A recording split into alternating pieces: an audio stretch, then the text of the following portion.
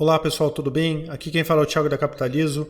Hoje vamos continuar a nossa saga aí falando a respeito da Quineia e de alguns dos fundos que são geridos por essa gestora, né?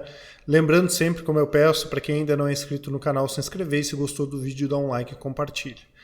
Outra coisa que eu gostaria de lembrar, né, pessoal, apesar de trazer alguns pontos de análise, né, justamente alguns pontos que o Daniel me pede para comentar, o Daniel que é um dos nossos analistas aqui na Capitalizo, esse vídeo não é uma análise, tá, pessoal? É muito mais traz uma visão minha como investidor, alguns pontos que eu acho interessante e que eu vejo quando eu vou investir, né?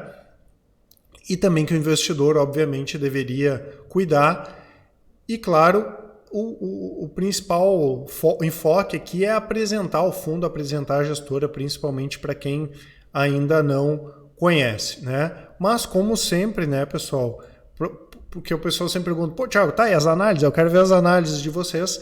Eu vou colocar aqui na descrição, esse aqui vai ser o relatório de fundos imobiliários que a gente vai trabalhar para quem não é nosso cliente, né, que a gente vai disponibilizar agora no final do mês de julho e também para o mês de agosto, que é o relatório cenários de fundos imobiliários. Então, para quem quiser baixar, pessoal, é só colocar o nome e o e-mail, já vai ter acesso. Ah, quero fazer parte da listagem de transmissão do Whats, que todos os dias a gente coloca alguma novidade gratuita. Quero receber um contato de vocês, quero colocar a minha área ali de interesse para receber alguma coisa mais direcionada, pode colocar o telefone e também as áreas de interesse. Tá? Aqui é o relatório, traz é um pouco mais técnico, né? Falando um pouco a respeito do mercado imobiliário e trazendo também uma recomendação de fundo imobiliário, dentre algumas das que a gente tem aqui na Capitalizo, né? Lembrando, né, pessoal, que o nosso produto de recomendações de fundos imobiliários ele chama Top Fundos, e além das recomendações de fundos imobiliários, ele também traz recomendações de fundo de renda fixa, fundos de ações, fundos de mercado e assim por diante. Então ele é um produto bem completo nesse sentido, tá? Queria compartilhar aqui com vocês, eu acabei não falando da outra vez que eu fiz o vídeo a respeito de fundos imobiliários, só trazer o boletim de mercado imobiliário da B3, eu acho esse relatório aqui bastante interessante, né? Ele traz um resumão aí do mercado imobiliário. Aqui a gente pode ver as ofertas públicas, né? 2012 lá nós tivemos 49 ofertas, né? Esse ano já tivemos aí 25 ofertas, um número que deve bater o ano passado, né? Deve bater 2017, nós estamos recém em julho, um volume já de 6,27 bi, né? Dos FIIs registrados, o total de 368 registrados, 154 aí tem cotações na B3, né? A gente consegue negociar eles. E aqui a gente consegue perceber, né, pessoal, a recuperação do investidor, pessoa física batendo 160 mil investidores, né? Sendo que o mercado de fundos imobiliários é um mercado basicamente aí composto por investidores, pessoas físicas. A gente percebe que hoje 80% dos investidores são pessoa física, tá? E aqui tem outros números. Volume anual de negociação, a gente percebe aí que vem tendo uma recuperada, volume mensal, média diária de negociação esse ano subiu bastante aqui em relação ao ano passado, e aqui também em relação aos FIIs mais negociados, o Quineia, KNCR, o BRCR do BTG, o BBPO progressivo, né, do Banco do Brasil. Aqui as 20 maiores altas do mês, tá? Aqui só trazendo um comparativo do IFIX, né? E como é que está o IFIX em relação ao IMOB e ao Ibovespa. E também aqui a composição da carteira do IFIX, que é o Ibovespa aí do mercado imobiliário. Deixa eu até aumentar um pouco. Eu vou colocar esse relatório, tá, pessoal, aqui na descrição. É um relatório gratuito que é todos os meses elaborado aí pela Bolsa, tá?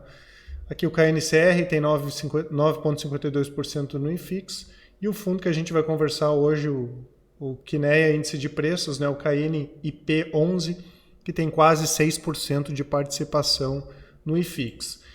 Então, já entrando no assunto do fundo aqui, né, pessoal, mais um fundo que tem gestão da Quineia, né, uma empresa bastante interessante, uma empresa muito grande do setor de gestão de recursos, né, que tem como principal atrativo, se é que dá para dizer assim, a sociedade com o Banco Itaú desde 2007 na criação da empresa. Tá?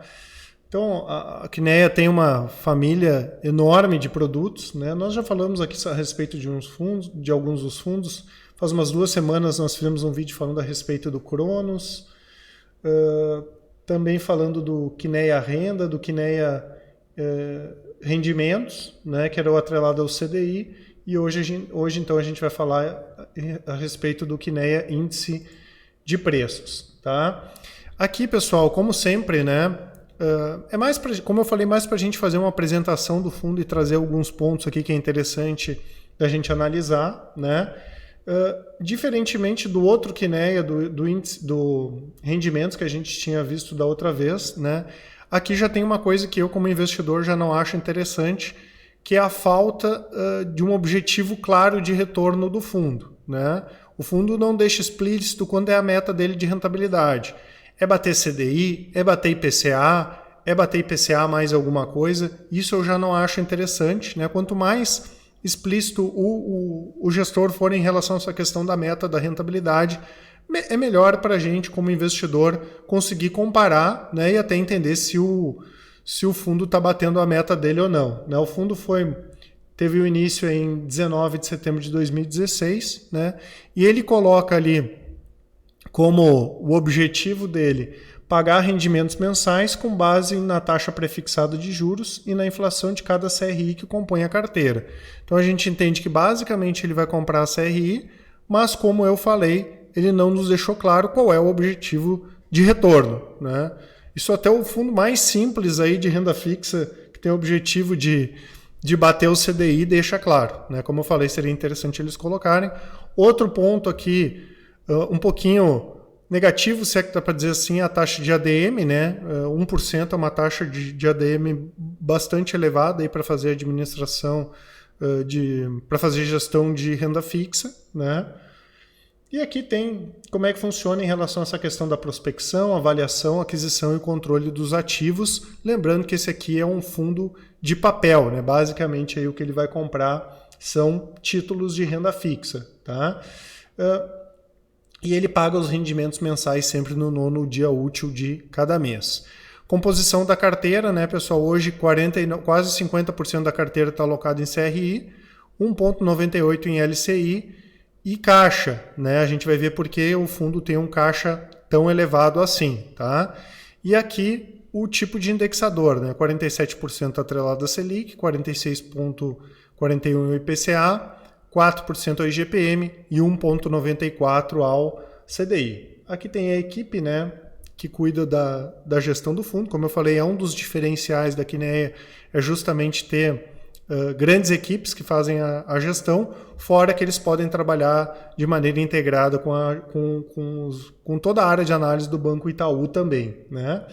Então o fundo coloca isso, eu sempre comento em relação à Quineia, ela é bastante transparente, né, da forma que ela coloca os dados dos fundos. Colocou aqui em junho o rendimento por cota foi de 0,65, levando em conta aqui as emissões, né, a primeira emissão a R$100 e a segunda emissão a 100,85. O rendimento foi de 0,65 e considerando o imposto de renda, já que as cotas não têm pagamento de imposto de renda, seria um rendimento de 0,76%. Né? Aqui falta sempre aquele comparativo, como eu falei, como ele não tem objetivo de rentabilidade claro, né? Ele não colocou aqui ele não colocou aqui comparando com o CDI, por exemplo. Tá? Aqui tem a palavra do gestor, né? O fundo fez uma captação aí de 760 milhões de reais, o que deixou o fundo aí como o 5º maior listado no mercado. Tá? Ele só fala algumas das aquisições recentes feitas. Né? Destaque aqui para a CRI da São Carlos Empreendimentos, né? A transação aí de 36 milhões, com prazo de 5 anos e remuneração de IPCA mais 6,55. Tá? E aí a gente já entrando aqui, pessoal, na carta do mês passado mesmo. Tá? Deixa eu aumentar um pouquinho aqui. Então, aqui a gente já tem outras informações a respeito do fundo, né? O número de cotistas, um fundo relativamente grande, né? Ou muito grande, tem mais de 9.300 cotistas. O valor patrimonial da cota estava no dia 29/6 a 101,39. Hoje ele fechou a 106,60, né? Então hoje ele está um pouco acima do valor patrimonial por cota, considerando o final do mês passado, né? O volume negociado é bastante interessante, ele é um fundo que tem uma liquidez boa aí para negociação. O último rendimento foi 0,65, daqui a um pouquinho a gente vai falar a respeito disso. E aqui a alocação, né? O que acontece, pessoal? Que é uma crítica que eu tenho como investidor, né, em relação a essa questão de os fundos sempre fazendo essas novas emissões aí e às vezes encontrando dificuldade para alocar, né? E a gente vai ver como foi ruim nesses últimos 2 meses e como vai acabar sendo ruim em julho, né? E como prejudicou os cotistas desse fundo aqui ter feito essa captação muito grande, né? E já não ter feito essa alocação, né? Então é uma crítica que normalmente a gente faz em relação a essa questão dos fundos imobiliários, porque os fundos não fazem emissões menores, eles fazem emissões muito grandes. E aí esse dinheiro fica em caixa e, óbvio, eles não podem comprar qualquer coisa, a Kinea nunca vai comprar qualquer coisa e acaba prejudicando aí no curto prazo, né, os investidores. Tá? Então, 48% do volume financeiro está em caixa, né? 49% está alocado em CRI e 2% em LCI, como a gente já tinha visto antes. Tá? Aqui tem as informações contábeis, né, distribuição total do mês. O fundo gerou 12.934.000 de receitas, 1.508.000 de despesas. O resultado do mês foi 1.426.000 e foi distribuído 11 milhões. Desculpa que eu falei 1 milhão, mas é 11.426.000 e foi distribuído 11.349.000. Aqui traz uma variação do patrimônio líquido, né? A gente, obviamente, em função das emissões, aí, o fundo que estava com PL de 1 bi e 36 em julho do ano passado, aumentou no final de junho desse ano, para 1 bilhão 769. E aqui tem a carteira, né? Os emissores, apesar deles não terem classificação aqui por... a maior parte desses títulos aqui não terem classificação por agências de risco, né? Isso é uma coisa normal para CRI e CRA, já não é tão normal para debêntures, né?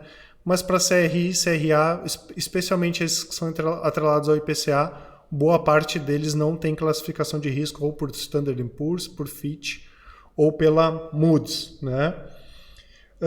Então tem aqui os títulos, né? Como a gente viu ali 50 aí, quanto que estava mesmo? Quase 50% da carteira alocada em CRI, aqui aparecem os CRIs, e aqui os títulos, né? IPCA mais 8,33, esse aqui do Shopping Barueri, IPCA mais 8,33, IGP mais 7,5, e esse da São Carlos, IPCA mais 6,55, né? Opa, desculpa. Então aqui, ó, essa última alocação, ó, IPCA mais 6,55, representando aqui 1,87. A gente já percebe aí que já foi numa taxa menor essa última alocação, sendo que se a gente for comparar com os principais títulos do mercado aí, de crédito privado, IPCA mais 6,55, vamos dizer assim que não tem nada demais. Tá? E aqui, quase 2% do fundo alocado em LCI da Caixa Econômica Federal, pagando 85% do CDI, e 47,63% lá efetivamente parados em títulos públicos federais. Ainda assim, né, pessoal, se a gente for comparar aqui com o CDI, né, comparando desde o dia 27/9/2016, o fundo retorna com 21,25%, enquanto o CDI rendeu 17,83%, obviamente, se eu for levar em consideração e fazer essa comparação com o CDI, tá? E aqui, pessoal, eu trouxe só alguns cálculos assim que eu, como investidor, gosto de fazer, né? O primeiro é comparando o quanto o fundo ele gera, considerando se essa carteira fosse minha, né? Se eu tivesse lá um PL de 1 bilhão 782, né? O quanto eu conseguiria gerar de distribuição, né, para quem fosse cotista do meu fundo, né? Então ele distribuiu 11.343.000 com um PL de 1.782, né? Então o fundo ele teria um rendimento considerando essa divisão, né, os 11 bi por 1 bi, os 11 milhões por 1.782 de 0,63. Se a gente for comparar com o CDI, pessoal, maravilha, o CDI no mês passado rendeu 0,52 e o fundo conseguiu remunerar o patrimônio dele com 0,63, que foi o valor distribuído, tá? Então eu teria aí um ganho de 122% sobre o CDI. Mas o que acontece, pessoal? E qual o problema? Justamente agora que a gente teve a paralisação dos caminhoneiros, o IPCA bombou, a maioria dos títulos estão atrelados ao IPCA e o fundo estava com um monte de caixa. A gente teve no mês de junho o IPCA de 1,26, dificilmente esse valor aqui vai se repetir, esse 1,26 que a gente teve em junho, ou seja, né, o fundo, bem quando ele deveria ter dado uma paulada de rentabilidade para os cotistas, estava cheio de caixa, ele remunerou 50% do IPCA. E se eu for considerar o IPCA mais 5, que para mim seria o mínimo que hoje eu aceitaria receber numa debênture, num CRI, num CRA, né? IPCA mais 5, que é menos do que o IPCA mais... Quanto que foi mesmo que eles pagaram ali do... Só olhar aqui. Essa última captação aqui foi IPCA mais 6,55. Eu ainda aceitaria receber IPCA mais 5, tá? O IPCA mais 5 teria dado 1,67, né? Eu só peguei o IPCA mais 5 e coloquei ele quanto é que teria dado no mês, né? Isso aqui seria anual, né? IPCA mais 5. No mês teria dado 1,67. Então o fundo teria remunerado só 38% do IPCA mais 5, que seria o mínimo que eu consideraria de rentabilidade. Então assim, pessoal, muito ruim em relação a essa questão de ter tido muito caixa no momento crucial aí que o fundo deveria ter dado uma bombada de retorno para os cotistas, tá? E aqui considerando o valor do último pagamento, 0,65, hoje ele fechou a 106,60, teria um yield hoje, né, considerando o último pagamento, de 0,61%, né, pessoal? Então, o que vale sempre a gente atentar em relação a essa questão dos fundos imobiliários, especialmente esses de papéis, né, é a questão da alocação. É muita emissão nova, né, e às vezes o dinheiro fica parado e num momento como esse aí o cotista, o investidor, acaba prejudicado. Tá? Se vocês ficaram com alguma dúvida, pessoal, em relação a essa questão do QNEA, índice de preços, pode colocar aqui nos comentários. Como sempre, eu vou deixar os meus contatos aqui. Eu dou preferência, né, pessoal? Quem preferir me chamar no WhatsApp, até do que colocar fazer uma pergunta aqui nos relatórios, para mim fica bem mais fácil para responder, porque daí eu posso fazer um áudio, né? Mandando, pessoal, até o dia posterior, aí eu respondo todo mundo, tá certo? Um abraço a todos e até mais.